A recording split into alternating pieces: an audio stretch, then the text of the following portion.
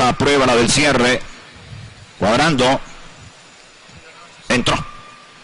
Segundos apenas. Arrancan. La largada es allá problemática para el ejemplar Princesa Melanie. Queda bastante rezagada en el último lugar. Carita Linda se ha venido a la delantera. Oxbridge viene a perseguirla. El ejemplar Ría de Arousa por dentro viene hacia el tercer lugar. En el cuarto puesto viene Veler por la parte exterior de la pista. Igualmente se recupera también. No inició bien el ejemplar Dixie Highway y ya viene recuperándose por la parte central de la cancha. Enseguida está avanzando la yegua electrizante con la Antonella F. Enseguida está corriendo por la parte central Brown Sensations, dominando la situación. Oxbridge en la delantera, mientras que Carita Linda insiste desde el segundo lugar al tercero. Viene avanzando por la parte exterior Dixie Highway cuando están girando la última curva e ingresan ya a la recta final.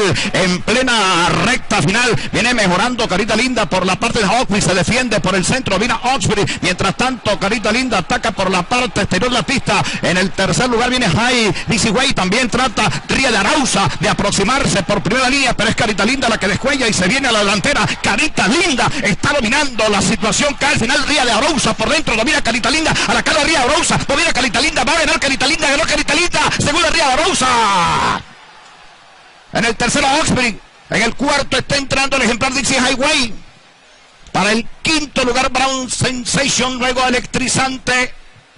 Enseguida Antonella F. Detrás entra Abuela Amanda, Miss Dusky por la parte central.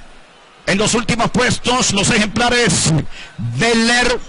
Igualmente el ejemplar Princesa Melody en los últimos lugares. La victoria pues